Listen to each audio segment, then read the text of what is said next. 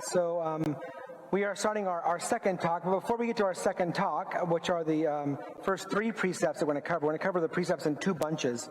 The first three will have to do with Mass and Eucharist and Holy Days, and then the last will have to do with confession and giving alms or to the needs of the church. And so we're going to cover that last. So for now, let's jump onto our questions. Well, I think we got a question during the break. It's not posted up here now, but the question during the break was, why are there two precepts? Why is there a precept of one, you have to go to Mass, and the other is you have to receive communion? Shouldn't those go together? And the answer is, of course, yes. Ideally, they should, but for many people, it's not. We'll talk about that more when we get to that in this next talk. And so let's get there. This one, we're covering these three precepts. The precepts of the church, again, Catechism of the Catholic Church, paragraph 2041 to 2043. We're covering the first, the third, and the fourth precept. And those precepts are here on the screen. You shall attend Mass on Sundays and holy days of obligation. You shall humbly receive your Creator in Holy Communion, at least during the Easter season. And you shall keep holy the holy days of obligation. And so let's just jump into that. Why do I go to Mass? Like, why go to Mass at all?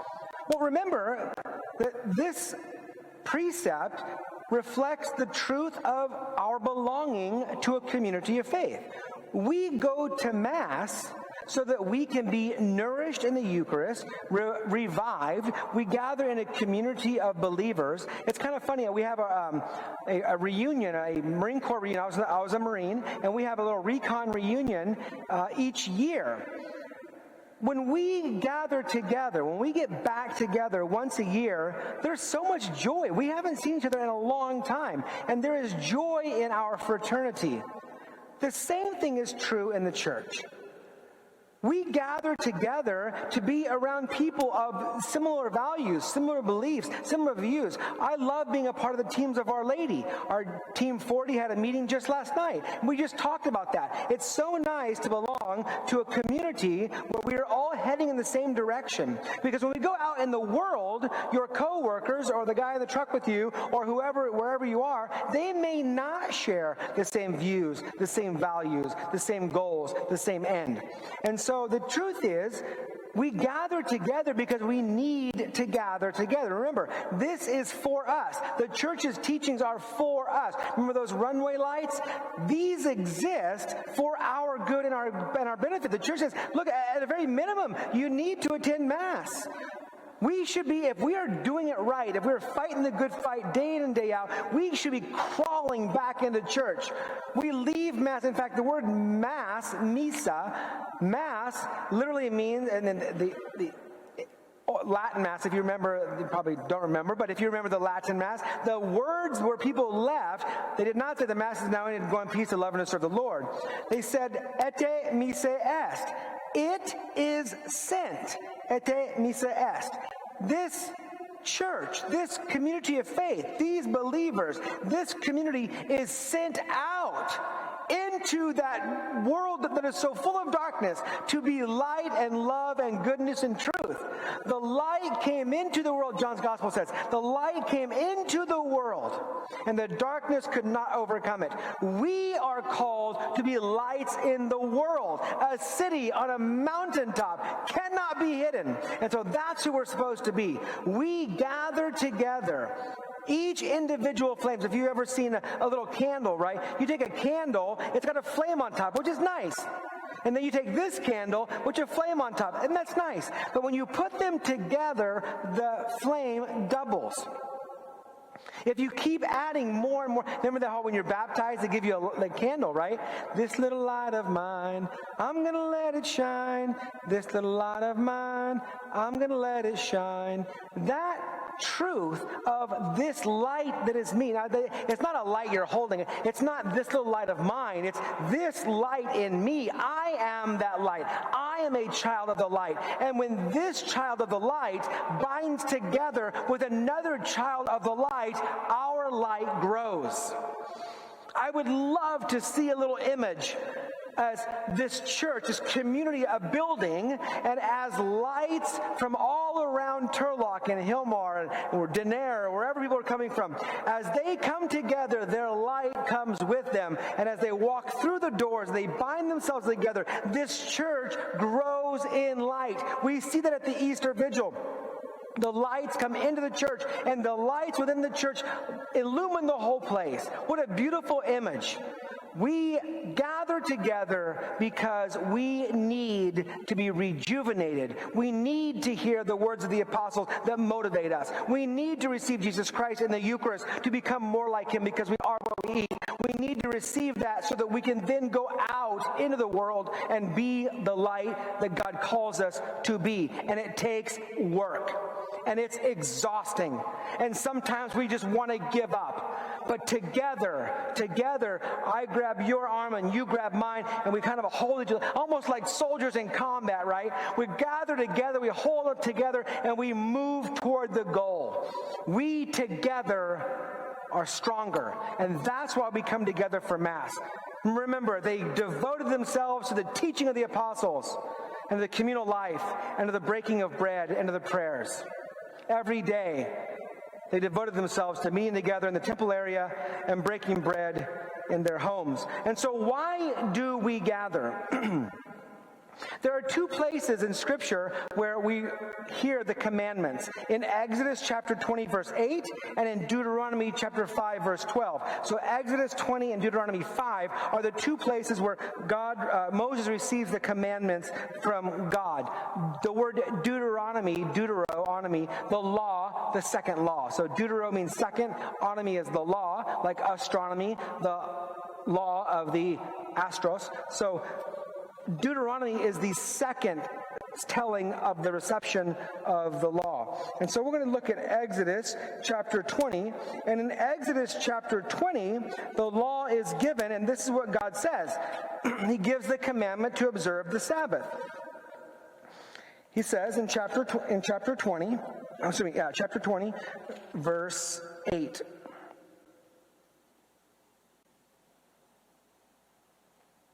Remember to keep holy the Sabbath day.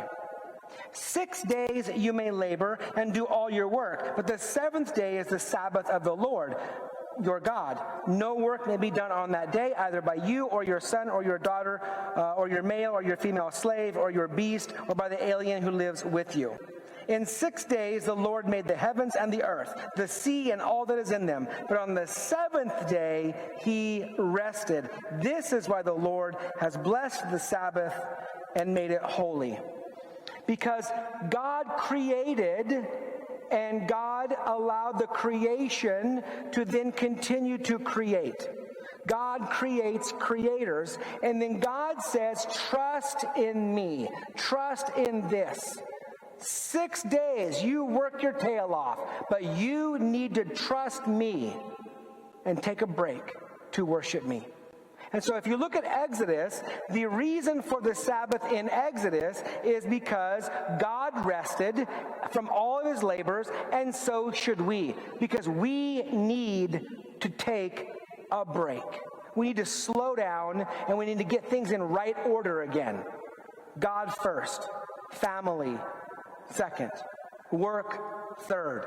We need to get things in order because sometimes they get all wonky and disordered. And so the Sabbath is a way to make things right again.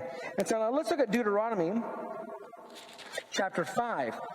In Deuteronomy chapter 5, when the law is given,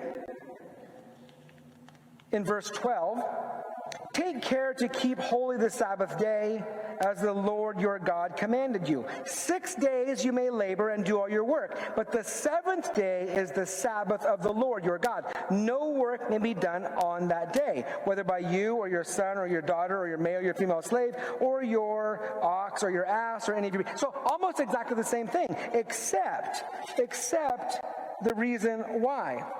For remember, so in Deuteronomy, God says, you need to rest, not because God created for 6 days and then rested. That was Exodus. But in Deuteronomy, it's because remember that you too you were once slaves in Egypt, and the Lord your God brought you from there with his strong hand and his outstretched arm. That is why the Lord your God has commanded you to observe the Sabbath. So in the book of Deuteronomy, the reason for the Sabbath is not only because God created and then took a break, and that's true, but it's also a reminder that we are not slaves. We are no longer slaves in Egypt, and slaves do what their master tells them. We are no longer slaves. God freed us. And remember, this is what Moses told Pharaoh. This is what the Lord God says. Let my people go so that they can worship me in the desert. Freed from slavery, we are free to worship God. And so that's what we do. That's why the Sabbath matters so much, because we observe the truth that God is ultimately in charge of the universe, and all of my labor is not what keeps it going. We need to remember that we put God first. We need to get things right again. I am not number one, God is. And so Exodus reminds us that we need to get things in proper order and take a break. And Deuteronomy reminds us that we are not slaves to work, slaves to sin, slaves to everything else. We are slaves to God. We have been set free to worship him. And now, of course, the question is, what about the Christian community? Because the Sabbath, you know, is Saturday. It's Friday and then Saturday, in Portuguese, sábado. So it's the Saturday. So why then are we celebrating the Sabbath on Sunday? And the reason why is because the early Christians were Jewish Christians. The Sabbath was the day you went to the temple or the synagogue and you said your prayers, right?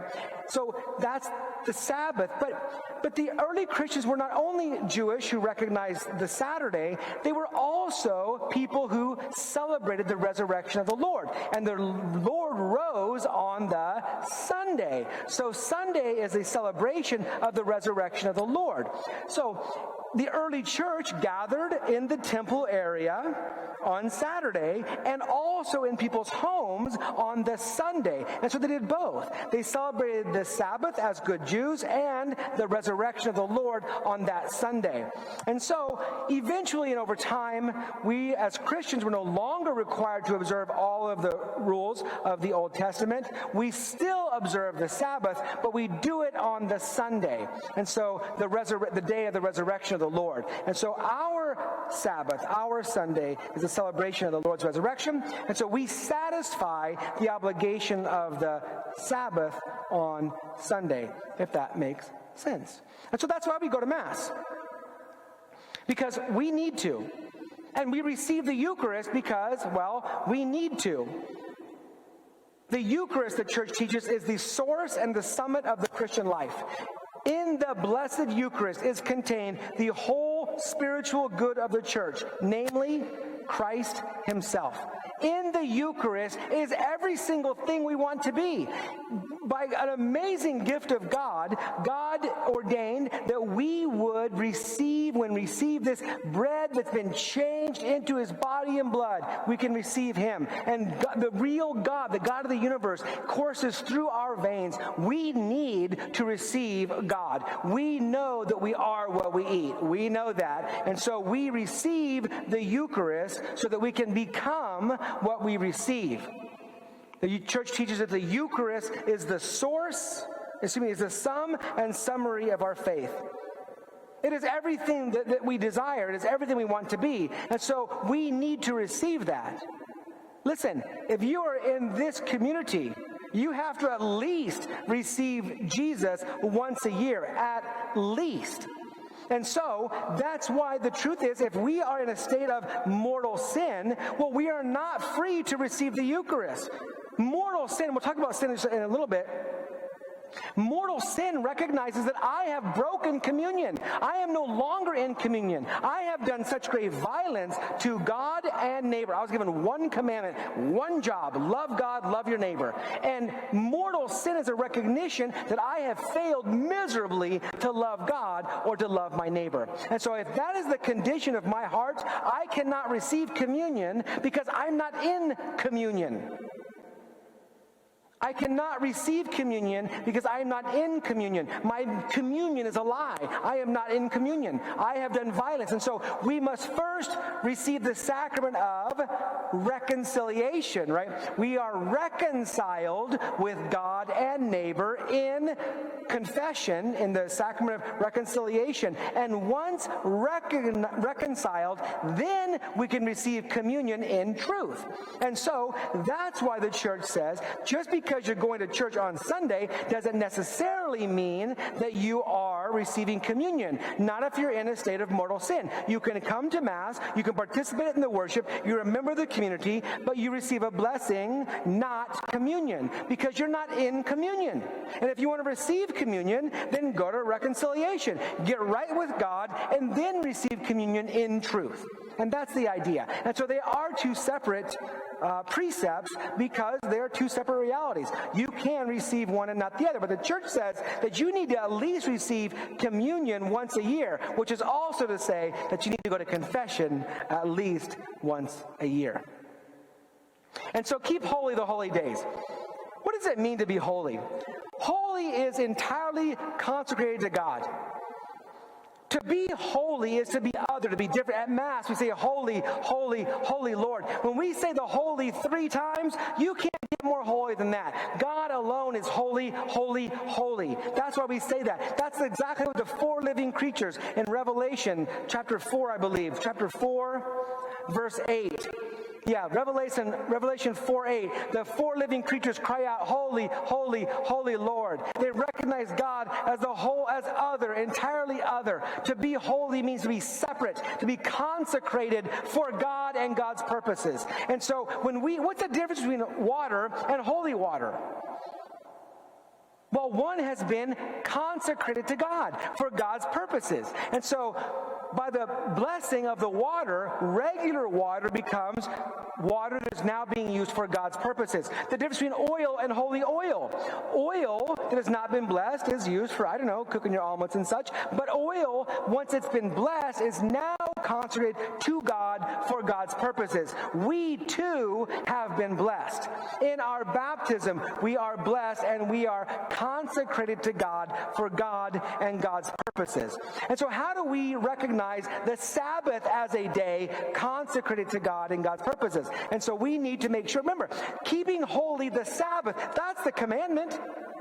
The commandment is to keep the day holy, not 1 hour. And so as disciples of Christ, we need to find ways to keep the holy days holy. How do we commit ourselves to making sure that the days where we are obliged to attend Mass, which is all Sundays, are also holy days of obligation we are required to attend. And also there are other days throughout the year where we're also required to attend. And if you do a Google search of what are the holy days of obligation for 2020, you'll see a nice little list of all the days where we are required to attend Mass. The Ascension of the Lord, as was mentioned by Father, the Ascension of the Lord on Thursday, that holy day, was moved to Sunday, and so we can satisfy both requirements to observe that holy day of obligation, but also to make sure that we attend Mass on Sunday, and we put them both together. And that often occurs in our church's calendar, where they combine the obligation to attend on Sunday with the holy day of obligation that we're celebrating throughout the year that have to do with the mysteries of the Lord, the Virgin Mary, or the saints. And so, how do we keep our holy days holy? What do we do in our church to make our Sunday holy? Because if your Sunday looks like any other day, then we have failed. We should remember, it's about recreation. That's where we get our word recreation. To be recreated, to be renewed, to be invigorated, to remember that we are not slaves to the economy. We are not slaves to work. We are not slaves, period. We have been set free to worship God, and we need to do that. Let's move on to some questions. Why do you go to Mass? What do you get out of Mass? Tell me, when you attend, what value is there for you? How does Mass affect you physically, spiritually, emotionally? Does it charge you? Does it energize you when you participate in Mass? And that's a big key too, guys. Listen, the Mass is what we do as a community. We come together to worship God and to receive Jesus in the Eucharist. We don't come to Mass to be entertained. You want to be entertained? Go to the movies, go to a play, go to a show, go do something that is entertaining. All of your sports and things like that. This is not sport. This is not a movie. This is not a play. This is a participation of the community in the worship of God. We gather together to worship. It should affect us physically. It should affect us spiritually. It should affect us emotionally. And I promise you this. It will, to the degree that you are mindful throughout the Mass and participate with the Mass. When you listen to the words of Scripture, like really reflect on them. When you listen to the homily that's given. When you listen to the words of the prayer of the Eucharistic prayer. When you hear those words. When you stand and you kneel and you recognize the presence of God. When you respond, when you say the Our Father. When you say the Creed. When you engage in the Mass in a meaningful way, it will become meaningful for you. If you engage in the Mass in a meaningful way, it will become meaningful for you. So how do you do that fully, actively, consciously? My mom used to do it for me by pinching me. Whenever I got off track, she would pinch me to pay attention. Portuguese moms pinching their kids. In what way has not receiving the Eucharist during this COVID-19 shelter in place, how has that affected you or your family? And what are some ways that you can keep holy days holy that goes beyond Mass attendance? And so those are some things I'd like you to think about for these next few minutes. You can't possibly respond to all of those, but if there's one that really moves you, go ahead and throw your response out there. We'd love to share it when we get back from the break. God bless you.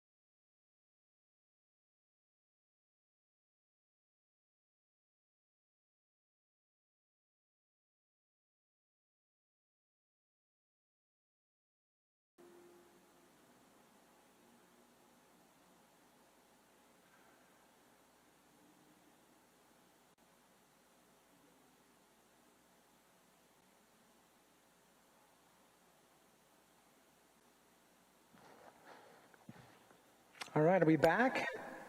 Okay, well, welcome back, everyone. We are going to address a couple of things. First of all, let's see here. So, unfortunately, it says, I'm going to go back to the first one. Why the difference between receiving communion and attending church? Shouldn't these be the same? And so I hope that was answered in that last talk. The next one was, unfortunately, it was the lack of Mass that made me most aware of what I was missing from Mass. Mass is emotionally fulfilling and uplifting. It is like spiritual medication. I think that's a great way of understanding the Mass, spiritual medication. It's the pump that we need to get out there and do our thing. I'm going to give a shout out to St. Joseph's Parish in Spreckles. When I lived in Salinas, we used to go to Spreckles for Mass, and oh my gosh, what an amazing place to be. You go to Mass, and then it's a small parish. After Mass, every Sunday after Mass, there was grapes and muffins and cookies and cheeses, and the community would bring together and then lay all this stuff out. Kids were playing, families were sharing. There was no hurry up and get out so we can bring the next Mass in. There was none of that. It was like at least a couple hours between one Mass and the next. And what an amazing opportunity to interact with the people. That's not checking the box. I think a lot of times we just check the box. Like, okay, did I go to church on Sunday? Done. I satisfied that obligation. Which, as far as satisfying an obligation, you're doing more than some. That's okay. But we're missing the importance of the community of faith. We're missing the point of growing together in love in the community. And so I think that this COVID-19 has really made us aware of how much we miss it. In fact, I think there's probably a country song about that, not realizing how much we miss it until it's gone. And so this has been an eye-opener for us. But you know what? I do miss going to Mass. I go to Mass, and I never thought I got anything out of it before, but I can tell there's something missing in my life. And what a good place to be. And I'm very hopeful and very excited about getting through this COVID-19 crisis and then gathering together. I'm also mindful, of course, that our job is to love God and love our neighbor. And if coming together is going to affect or infect and vulnerable populations, then you know what? I'm going to be okay with sticking with some live streaming for a little bit. Because the truth is, we gather together to love. We're called to love. And sadly, a lot of the gatherings where you see people just get, all these people who got together for all the right reasons, next thing you know, people are sick or going back to their communities and getting them sick. And so that's where that whole, how do we gather together in a responsible way that does not do violence to other people's health? My desire cannot trump other people's right to live. And so we have to kind of keep those in a necessary tension as we move forward. And I have no doubt that our local communities and our bishops will be weighing in on when that is appropriate or safe to do so. So, I love that when we come to Mass and we feel the Spirit move inside us. That's exactly what should be happening. So thank you for sharing that.